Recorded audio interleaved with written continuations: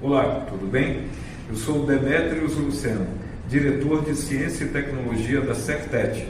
Em nome do nosso secretário, professor Carlos Maneschi, e do nosso governador, Helder Barbalho, venho dar boas-vindas a você que está participando como palestrante ou como participante da nossa Semana Estadual de Ciência, Tecnologia, Inovação e Desenvolvimento, Inovações pós-pandemia.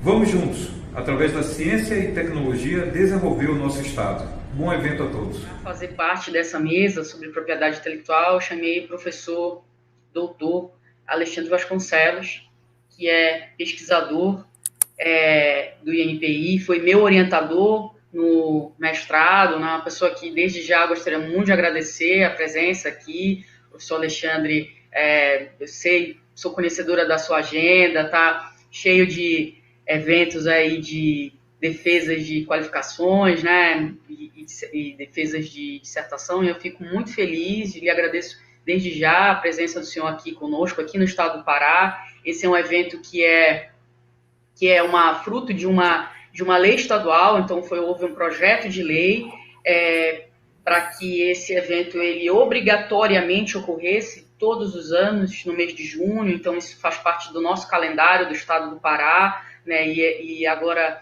durante a pandemia fica muito mais fácil da gente trazer alguém do Rio para cá, né, e poder conversar um pouquinho aqui com a gente. Muito obrigada, professor Alexandre. Prazer é meu, Sheila. Obrigado pelo convite, agradeço também ao convite, né, da Semana Estadual de Ciência, Tecnologia, Inovação e Desenvolvimento do Estado do Pará.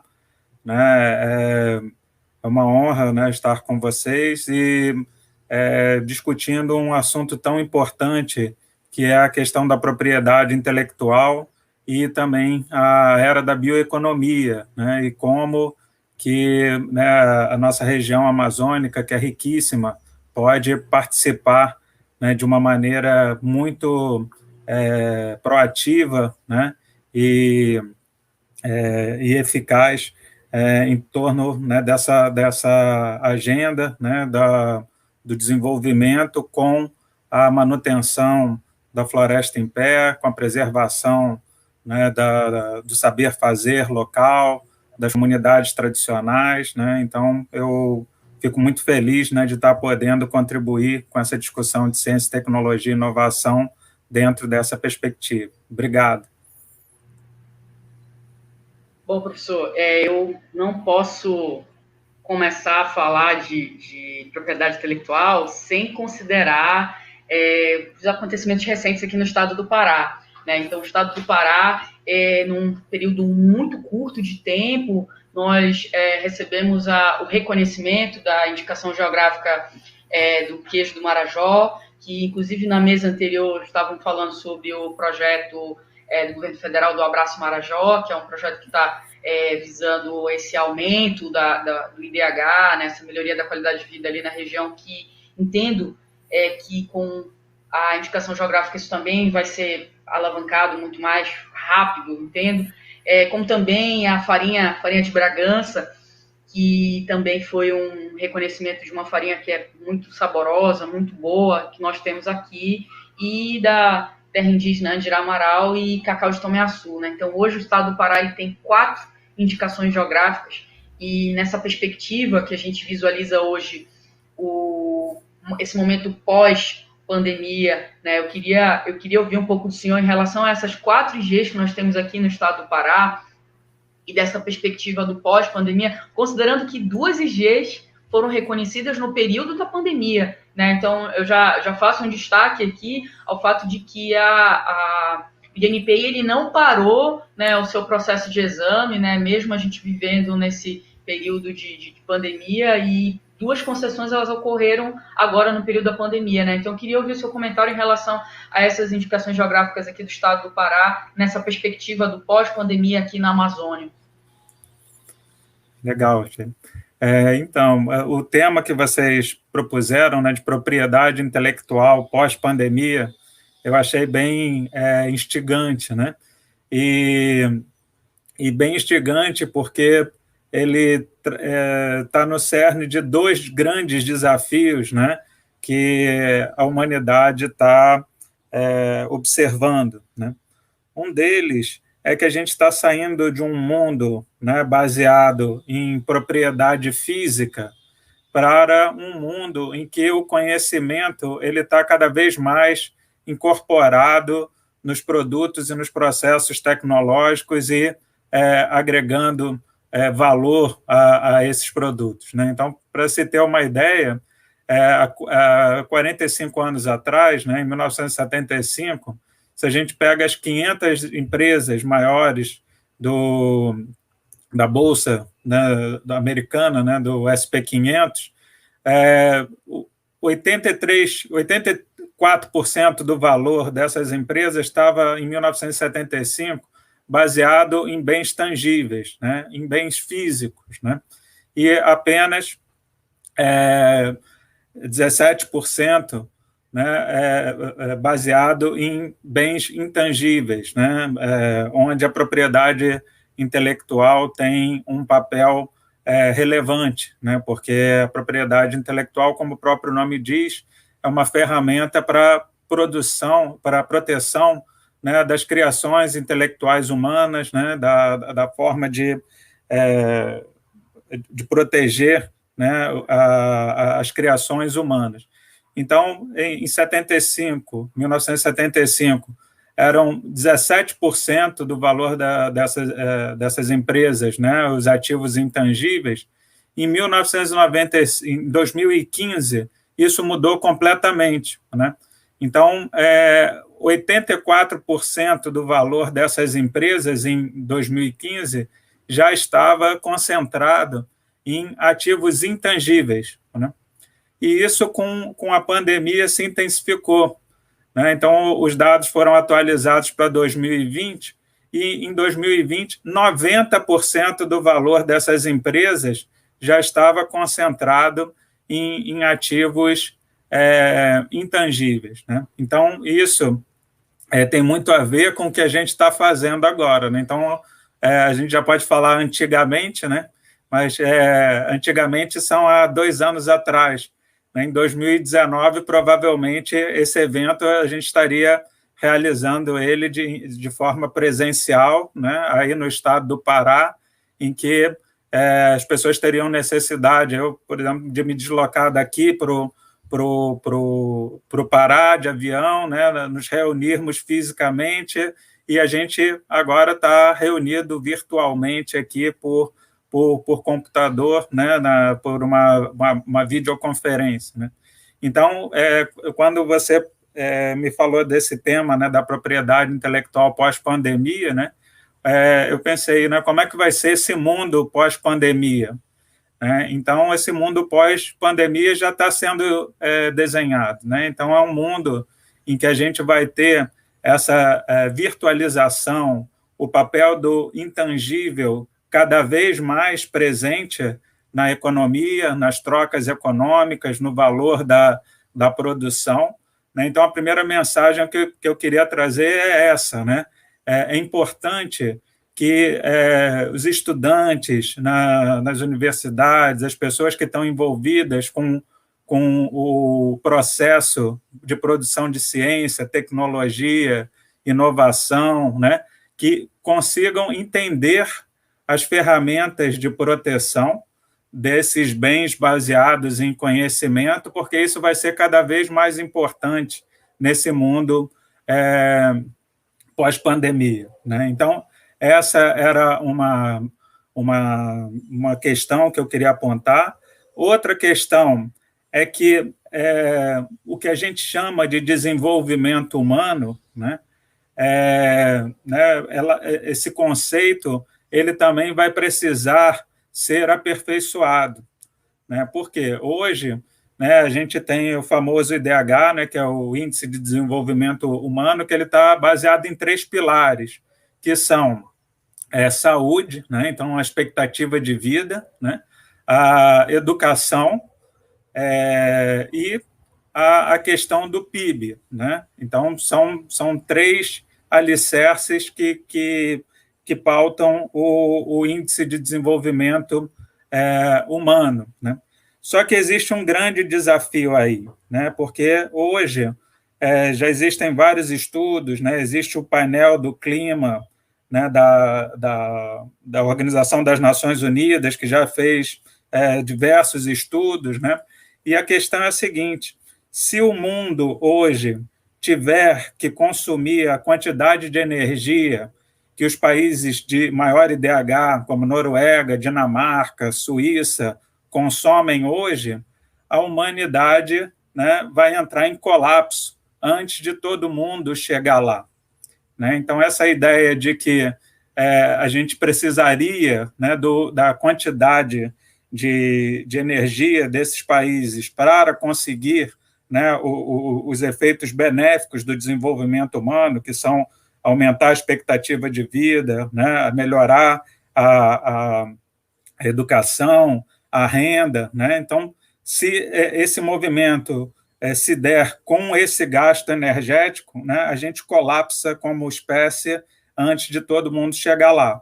Então, esse é hoje o grande desafio. Né? Então, a gente vai manter um desenvolvimento para poucos ou como sair, né, dessa armadilha, né, e proporcionar um desenvolvimento para mais pessoas, mais inclusivo para a humanidade. Né? Então, pela primeira vez, a ONU, na divulgação, né, do relatório do desenvolvimento humano de 2020, eles incluíram a questão ajustaram o índice às pressões planetárias, né, justamente com essa ideia. Se esse é um índice que orienta políticas públicas, a forma dos países agirem, é importante que essa questão da pressão planetária deixe de ser uma externalidade, né, e passe a fazer parte desse entendimento do que buscamos como desenvolvimento humano. Até porque, né, a questão da pressão planetária, né, não pode ser considerada uma externalidade, porque a gente só tem um planeta. Né? Então, na verdade, não existe jogar fora. Né?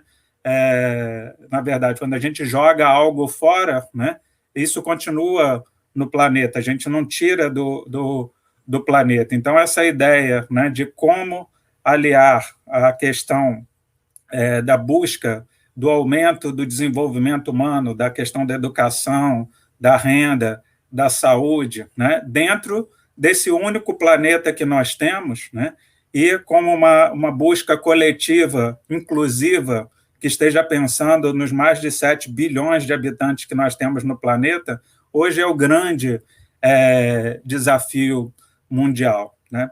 E a biologia, né, a bioeconomia, né, a bioinspiração, né, a busca de soluções baseadas, né, em modelos biológicos, né, isso é fundamental também, né, porque é justamente se você consegue, né, buscar soluções com mínimo impacto, né, então, outro dia eu estava vendo uma foto muito interessante, né, de uma ave andando numa praia, né, e depois tiraram uma foto, a única coisa que ela tinha deixado eram as impressões das patinhas na areia. Né? Enquanto o ser humano, né, a gente vai numa praia, né, no final de semana aqui no Rio de Janeiro, e depois, se você tirar uma foto, parece, né, uma lixeira a céu aberto. Então, é isso, né? A gente conseguir estar no planeta de uma maneira mais conectada, né? Mais tranquila, mais harmônica. Né? Então, todas essas são palavras que a gente pode usar. E o que isso tem a ver com as indicações geográficas? Né? A indicação geográfica ela é uma forma de proteção que está ligada, né, ao reconhecimento das áreas geográficas, né, que se tornaram notórias por algum tipo de produção, né, de produtos, né, de serviços, ou que, no caso da denominação de origem, que os fatores naturais e humanos, né, são relevantes, são fundamentais para que aquele produto tenha aquela determinada característica, né? Então, uma maneira de você, né, reconhecer, né, valorizar, agregar valor. Então, tudo isso são expectativas em função desse reconhecimento, né, das indicações geográficas, né? E nós temos várias indicações geográficas já na região norte do país. Você citou algumas do Pará, né? E a gente está muito empenhado em ver como que esse reconhecimento pode auxiliar, né, nesse processo da gente se valorizar, né, da gente se reconhecer, né, como produtor, né, de produtos de excelência, né, um cartão postal para o mundo, né? Então, né, quem não conhece, né, o vinho do Porto, né, conhecido internacionalmente, né, a própria champanhe, né, os queijos, né, Gruyère, etc. Então, todos esses são indicações geográficas, né, de outros países, em que isso diz muito da cultura desses países, né, ajuda esses países a agregar valor aos seus produtos, né, abre mercados para esses produtos e com muitos ganhos indiretos também, né? Então, se é uma região que é produtora, né, de um vinho que você se interessa, você vai ter interesse de conhecer essa região, né? E nós, aqui no Brasil, nós somos o país com a maior biodiversidade do mundo, né? E fazemos pouco uso desse potencial, né? Então, nós temos produtos, né, fantásticos, né, e espécies, né, que são endêmicas do Brasil. O centro de dispersão está no Brasil, né, o Guaraná é uma delas, né? Então, nós temos, né, 2 indicações geográficas na região de Maués, uma de Maués, a outra da terra indígena, Andirá-Maraú, né? Então, são produtos fantásticos, açaí, né? Pô, eu ficaria aqui horas citando os nossos produtos, né? Frutos da nossa biodiversidade, né? Que são maravilhosos, né? E que podem ser o eixo de um projeto de desenvolvimento sustentável, né?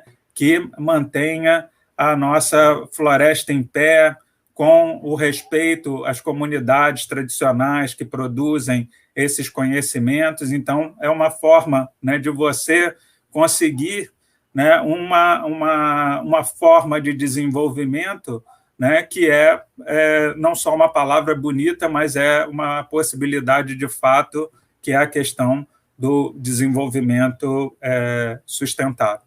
Então, eu trouxe, né, alguns elementos e você tem mais conhecimento das nossas IGs do Pará. Eu tenho certeza que você vai poder contribuir, né, com esse detalhamento também de uma maneira fantástica. Eu acho que quando a gente começa a falar de propriedade intelectual, para quem está nos assistindo agora, sempre tem aquela ideia fechada de marca, de patente, e faz um trabalho de sinônimo de entender que a propriedade intelectual ela se resume a marcas e patentes, né? E quando a gente começa um debate no estado do Pará, que é um evento organizado pela Secretaria de Ciência, Tecnologia, Inovação e Ensino Tecnológico do estado do Pará, né? Falando sobre indicação geográfica, e tendo como um viés inicial esse debate sobre desenvolvimento, é impossível não remeter para o texto da lei, né? Da lei de propriedade industrial. Logo no artigo 2º dela, ela diz exatamente isso, que a proteção dos direitos relativos ao direito à propriedade industrial, elas devem considerar exatamente isso, o interesse social e o desenvolvimento tecnológico do país, né? Só que quando a gente pensa no desenvolvimento tecnológico relacionando com patente, relacionando com marca, relacionando com desenho industrial, é muito fácil a gente observar isso, porque a gente está com olhos da indústria. Mas se a gente começa a falar sobre a indicação geográfica numa perspectiva de desenvolvimento, considerando que o impacto desse reconhecimento, porque a indicação geográfica ela é um reconhecimento, quando a gente está falando da indicação de procedência, como o exemplo do queijo do Marajó, como o exemplo da farinha de Bragança, que são produtos que fazem parte da história da alimentação paraense. E aí, nesse ponto, Alexandre, infelizmente, o evento ser virtual, você fica no desejo do queijo, né, de provar o nosso queijo manteiga, o nosso queijo tipo creme do Marajó, né, e levar um litrozinho de farinha para casa, né, para fazer aquela farofinha de ovo, farofa com charque, aquela coisa que é bem peculiar aqui da nossa região. Mas a gente visualiza o quê? Que eu estive lá recentemente, no Marajó, e eu achei uma situação muito interessante, né, que eu acho que vale a pena dividir, né? Nós estávamos indo para uma celebração, né? Eu achei isso muito interessante, porque assim, a celebração ela partiu tanto da própria prefeitura, que gostaria de celebrar isso, que entendeu isso como um motivo de festa, né? Claro que, como a gente está na pandemia, foram respeitados todos os protocolos de segurança, foi num lugar aberto, ventilado e tudo mais, mas o interessante é que assim, a prefeitura disse, a gente precisa celebrar e a indicação geográfica não é da prefeitura, a indicação geográfica não é do SEBRAE, não é de todos que fazem parte, e aí essa sensação de pertencimento, né, a sensação vendo as pessoas que estavam chegando ali no ginásio para participar, para celebrar, para dizer assim, o nosso queijo foi reconhecido, o nosso queijo agora ele tem indicação geográfica,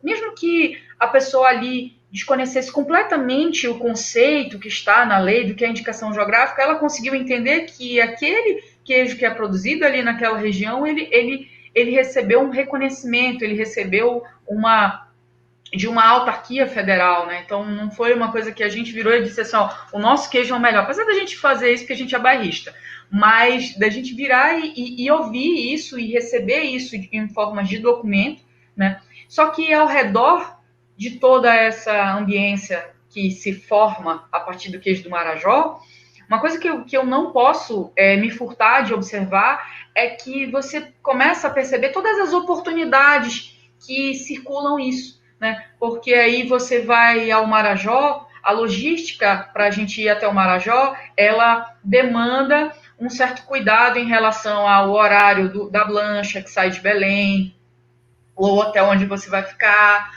você vai precisar de uma van para você poder fazer o transfer, porque na cidade ainda não dispõe de um transporte público que favoreça isso. Então, aí você vai ter um empreendedor da logística trabalhando ali para fazer o teu transfer numa van, você vai precisar visualizar uma parceria com um hotel que consiga reunir todas as pessoas daquela comitiva, que vão participar daquele evento. Aí o hotel ele já começa a se estruturar para ter um local de uma sala de reuniões, para que essas conferências e esse favorecimento de eventos como esse começam a participar, né? E aí a gente vai começar a visualizar outras áreas de atuação, principalmente de serviços na parte turística, porque se eu já estou no Marajó, já atravessei a Bahia, já cheguei lá do outro lado, levei 2 horas viajando, eu vou, no mínimo, querer comer queijo de manhã, de tarde e de noite. No mínimo, eu vou querer isso, né? Eu vou querer almoçar, vou querer provar um caldo de turu, que só tem lá, é difícil de encontrar aqui em Belém, né? E tá disponível no cardápio, não, também quero turu. Eu vim por causa do queijo, mas eu vou aproveitar, vou comer um turu. E aí essa dinamização do comércio local, com a venda de comidas, com a venda de hospedagens, com a venda de lembranças, de artesanatos, isso me prende mais, isso faz com que mais recursos sejam circulados ali na região, e isso eu entendo seja uma perspectiva que não só nessa indicação geográfica em específica, a gente tem essa característica logística, como em outras, como o caso da farinha, como o caso de Tomé-Açu, né, isso comece a ser o que hoje a própria Secretaria de Turismo do Estado do Pará, ela vem incentivando para que a gente fomente esse turismo de experiência, né, porque a gente faça essa rota turística do queijo, a rota turística da farinha, a rota turística do cacau, das frutas, né, e de outras indicações geográficas que a gente venha a receber o reconhecimento, como, por exemplo, essa aqui, que a Cláudia está citando aqui no chat, que é um artesanato muito famoso para quem visitar Santarém, que são os trançados de arapiuns, que ainda não tem uma formalização de um reconhecimento por parte do INPI, porém a notoriedade per si ela já existe, né? Então eu acho isso muito interessante quando a gente observa já na prática esses indicadores, né, e essa circulação de mais pessoas ao redor de um só produto, né? Acho que isso a gente está falando de desenvolvimento, a gente está falando de melhoria da qualidade de vida, de diminuição desse percentual tão elevado do IDH que ainda não está o ideal daquilo que a gente abaixo, né? O IDH abaixo não está o ideal como a gente gostaria, né? Então a gente começa a visualizar isso com mais carinho, com mais cuidado, né? Ainda falando de Marajó, a gente começa a visualizar a qualidade de alimentação na merenda escolar, por exemplo. A gente começa a visualizar uma melhor agregação de valor ali também na merenda escolar que está sendo fornecida, porque é uma prioridade que foi definida pela prefeitura, né? Então, a prefeitura de Soure, ela bota no cardápio, né, no cardápio da merenda escolar o queijo do Marajó, no cardápio da merenda escolar coloca a linguiça, o chouriço marajoara, coloca o filé de búfalo, né, do Marajó. Então a gente começa a visualizar que é uma total identificação com aquela localidade, né? Você imagina um garoto de uma escola municipal ali do Marajó, ali de Soure, tendo que comer uma carne industrializada que ele não está acostumado, não é do dia a dia dele, né? Enquanto que ele pode estar consumindo aquela carne que é a carne que é do dia a dia dele, né? Então, isso são coisas que a gente começa a visualizar como bastante interessante ao redor de uma indicação geográfica, né? Então, a gente tem uma ação a gente fala de um ativo intangível, né, de um bem coletivo, mas aí a gente está visualizando os impactos dele em outras cadeias, né? Então eu acho isso bastante interessante. Esse ponto é totalmente fundamental, Sheila, né? Então acho que um transbordamento da indicação geográfica é justamente esse, né? É o orgulho do pertencimento ao território, né? Do saber fazer regional, né? Então desconstruir essa ideia de que o que é bom está do lado de fora, está do outro lado do oceano, né?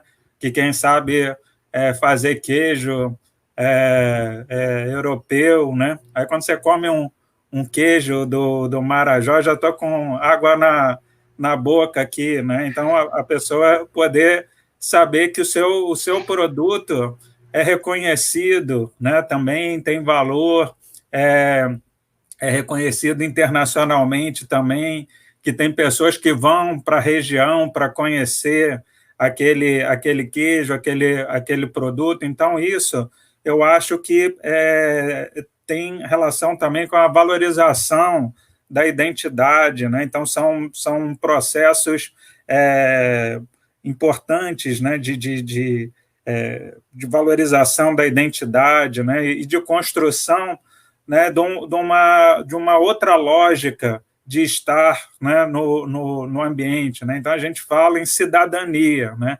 E aí o conceito de cidadania está ligado à cidade. Então,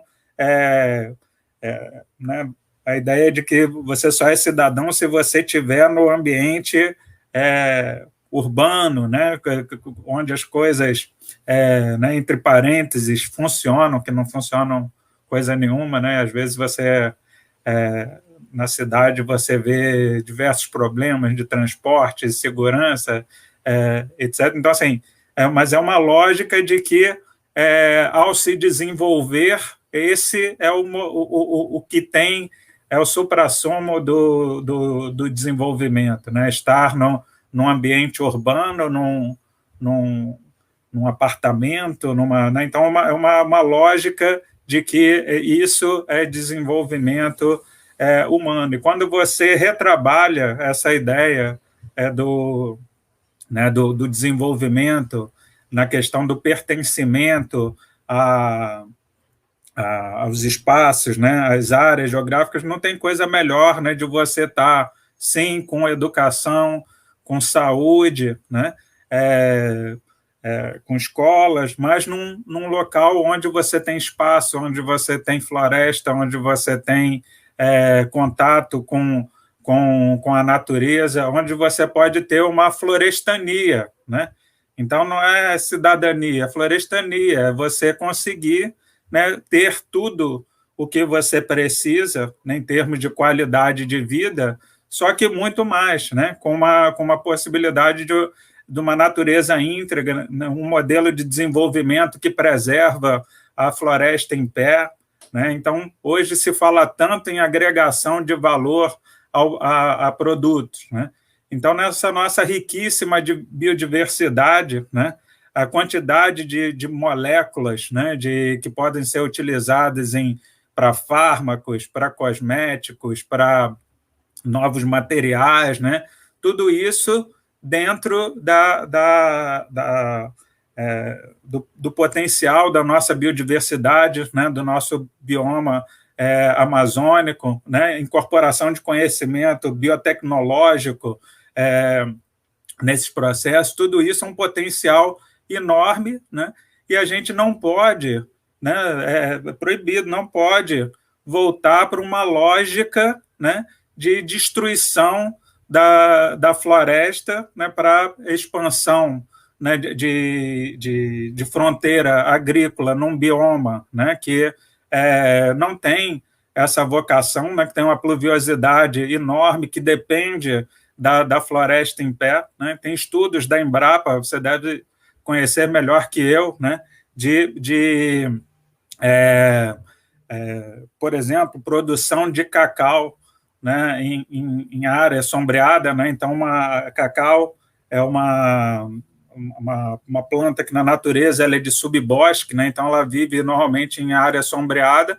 Você pode ter uma produção de cacau em área sombreada, altamente produtiva, né, com a manutenção da floresta em pé e rendendo muito mais do que se você cortar a floresta para botar boi e soja com impacto ambiental, né, muito maior. Então, que é o caso de Tomé Açu. O cacau de Tomé Açu é exatamente nessa perspectiva, é feito um sistema agroflorestal, né? Então, uma fileira de cacau, uma fileira de açaí, cupuaçu, né? Então, é feita essa busca, né, de um sistema integrado, né, para poder, uma espécie de um consórcio, você ter uma variabilidade maior ali naquela plantação.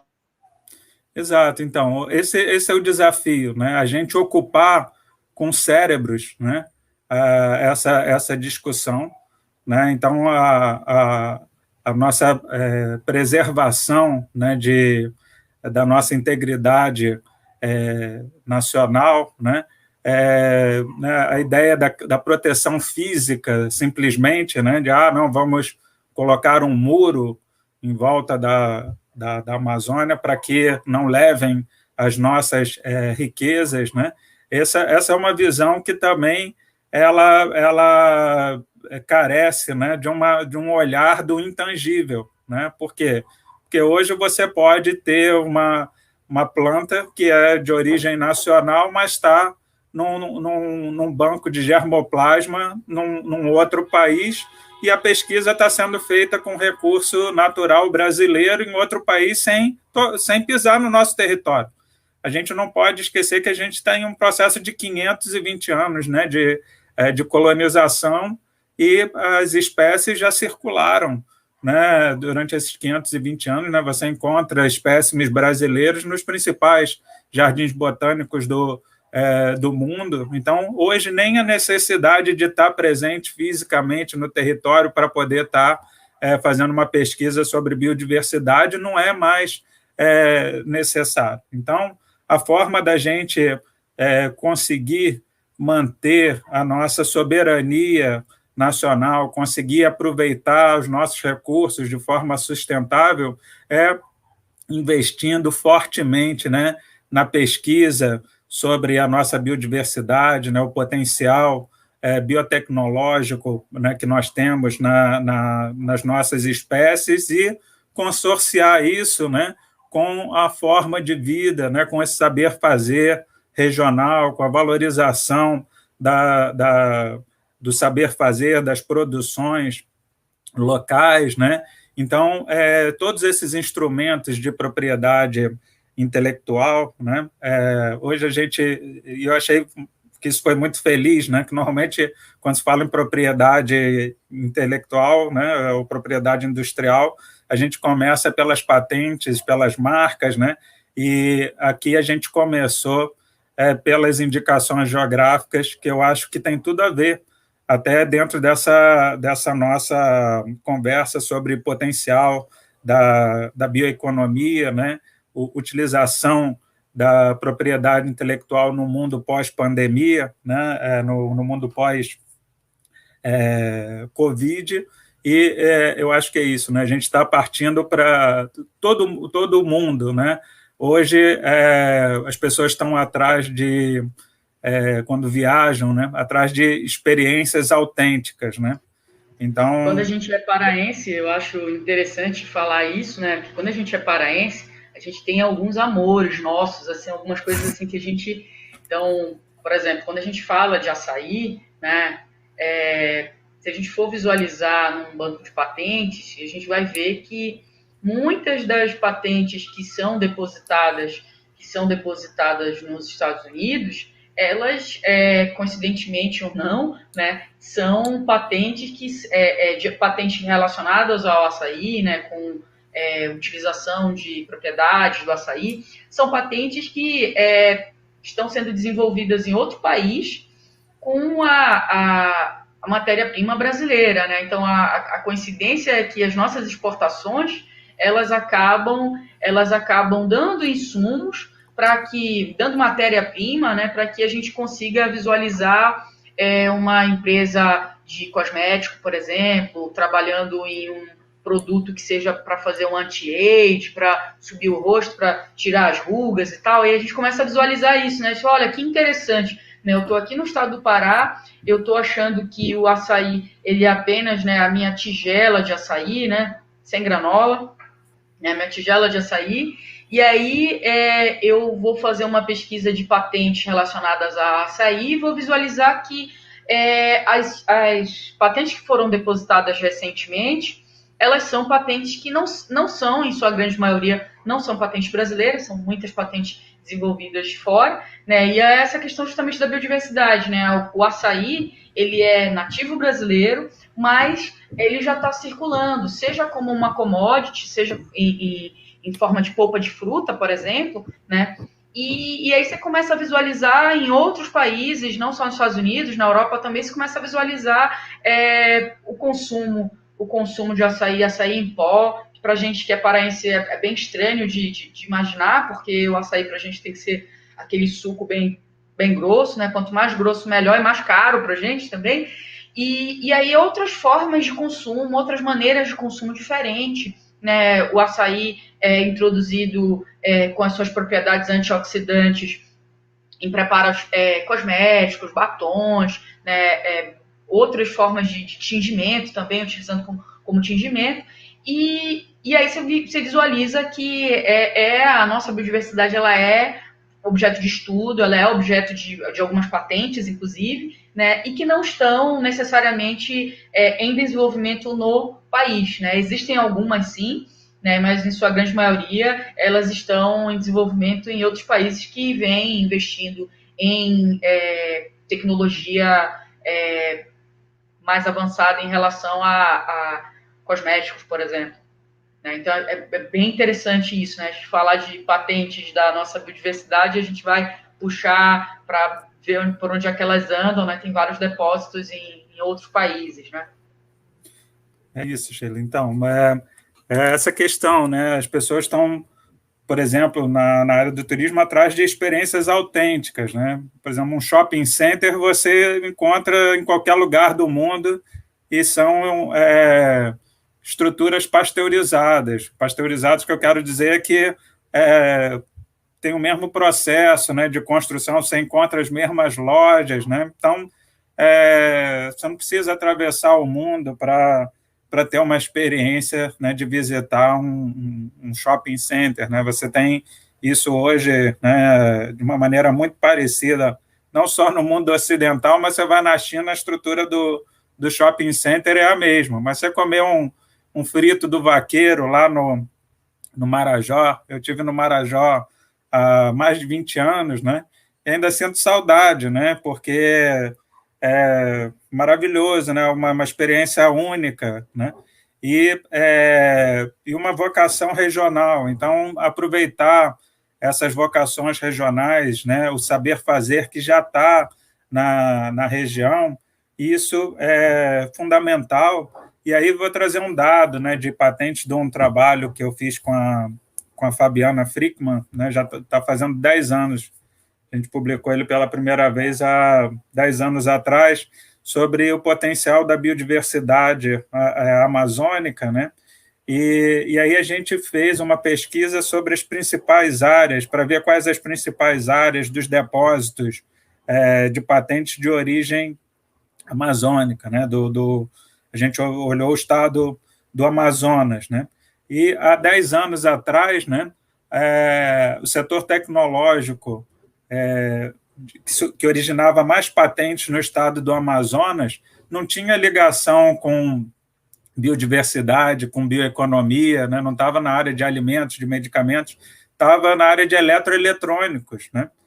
Devido, né, ao polo industrial de Manaus, né? Então, tem o seu papel, claro, né? É importante que você tenha uma produção, né, de conhecimentos, né, nessa área, mas toda a vocação regional, né, relacionada à biodiversidade ainda é aproveitada de uma maneira muito tímida, né?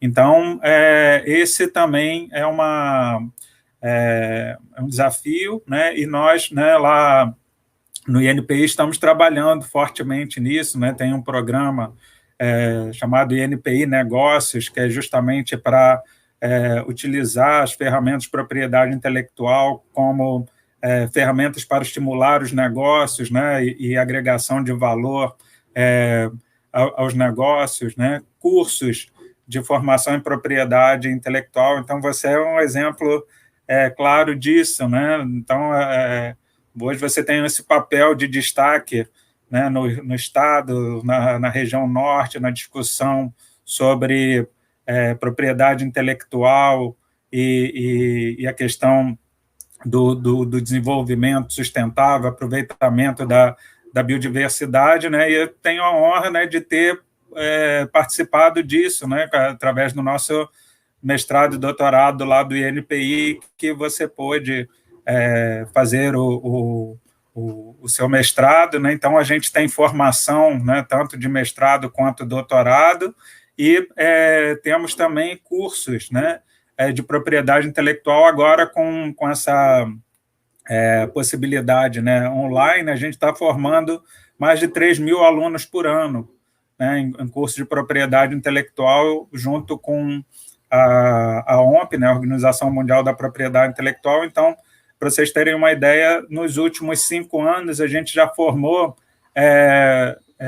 1.986 alunos só na região amazônica, né? Então, isso também muito nos orgulha, né? Eu sei que é uma gota d'água, né, num oceano de possibilidades, mas a gente está muito interessado em fazer isso crescer, porque de coração acredita que pode ser um eixo, né, para o desenvolvimento regional, aproveitando as suas vocações naturais, né, e incorporando conhecimento nessas cadeias de valor, né? Nessas cadeias produtivas, e onde a propriedade intelectual é uma ferramenta importante. Então, na medida que você faz a sinergia, né, faz esses fatores, né, se congregarem, né, forma pessoas, né, que vão ser multiplicadores nas regiões, né, vão produzir pesquisa, né? Então, uma outra amiga, a Simone, que trabalha no Centro de Biotecnologia do Amazonas, hoje estava divulgando um evento que vai ter lá justamente para facilitar a geração de negócios com base no aproveitamento da biodiversidade. Então, na medida que a gente vê essas coisas acontecendo, a gente vê que é possível realmente se pensar num outro eixo, né, de desenvolvimento humano, né, que caiba dentro do planeta, né? Ou seja, aproveitando, né, as vocações regionais, mantendo a floresta em pé, sem destruição dos biomas, né? Porque se o conceito velho, né, de desenvolvimento, né, baseado na destruição da floresta para a geração, né, de divisas perdura, isso não é durável, né, não é sustentável, né?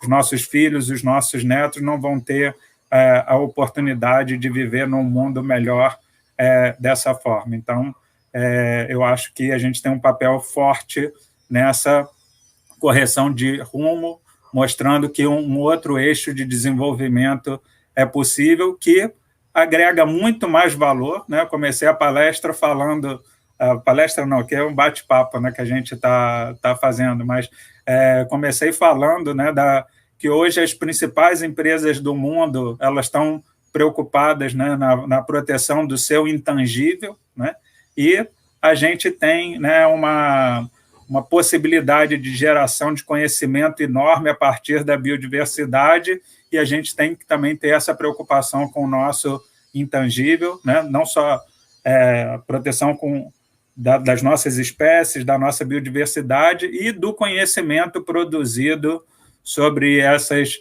espécies e o valor gerado a partir dessas espécies. Então, a propriedade intelectual tem um papel crucial nesse processo, e a gente lá no INPI está à disposição para continuar a amadurecer essa discussão nacionalmente, né, e contribuir com o Estado e com a região. A gente fica muito feliz de poder estar participando.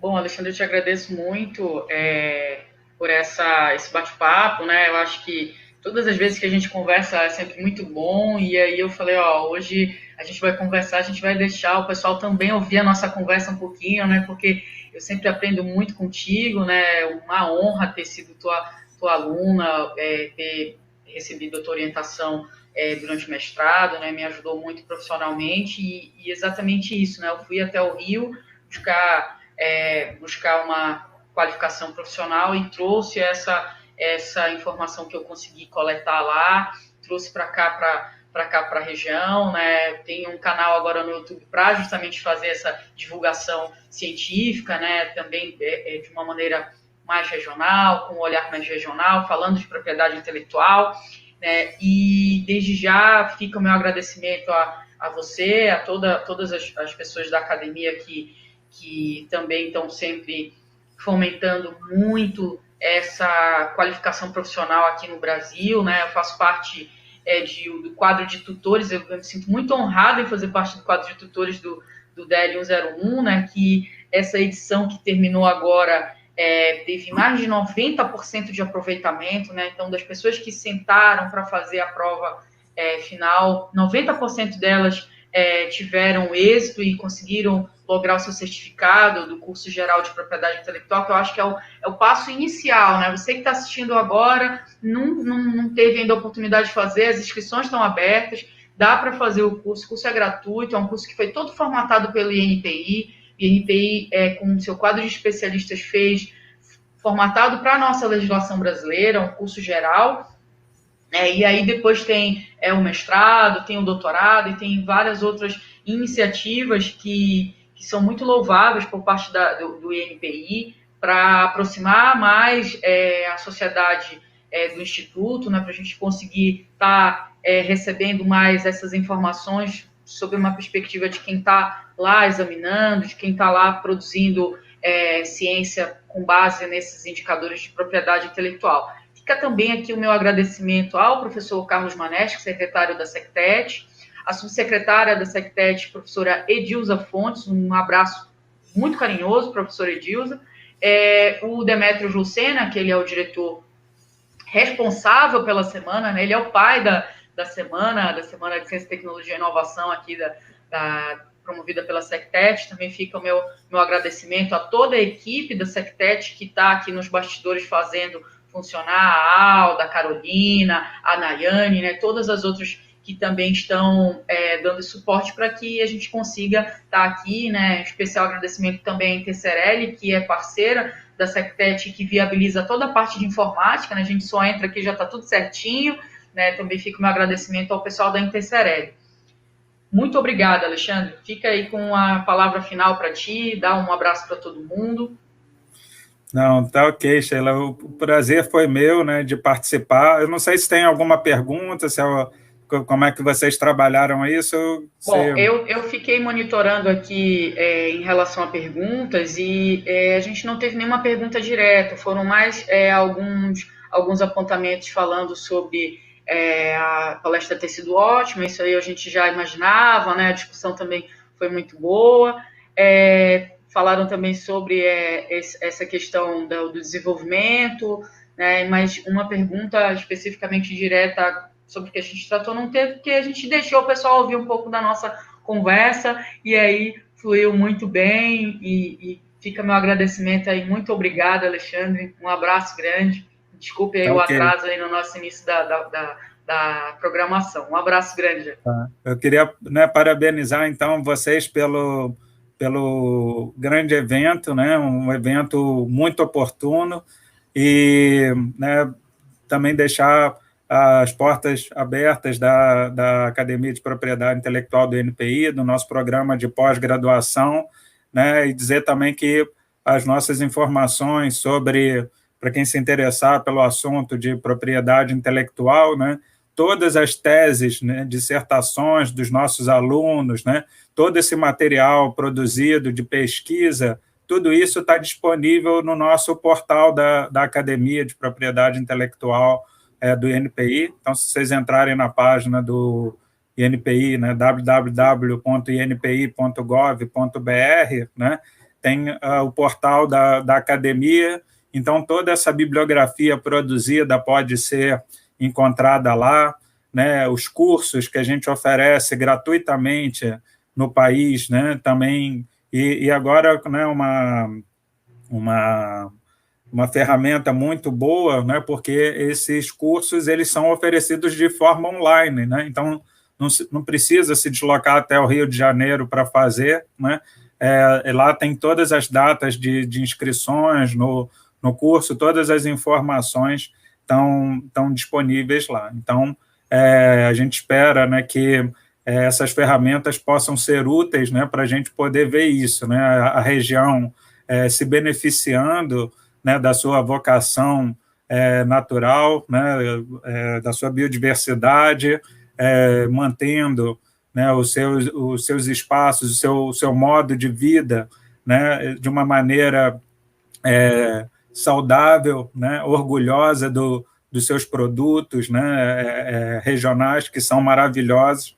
Né. Esse é um problema, né, desse mundo virtual aqui, da gente estar fazendo conferência virtual, né, porque quando essa pandemia acabar, eu não espero que nossa próxima interação não seja nada de virtual, né, seja presencial, porque eu quero estar aí para abraçar vocês e também, né, tomar um sorvete de cupuaçu com castanha, que são coisas que eu fico contando os dias para ir no Pará, para poder celebrar com vocês e também aproveitar toda essa rica culinária e esse ambiente maravilhoso, né, que é a região amazônica como um todo. Então, muito obrigado pela oportunidade, Sheila. Um grande abraço. Um grande abraço, Alexandre, e obrigado a todo mundo que ficou aqui com a gente. Um abraço grande. Tchau, tchau. Valeu.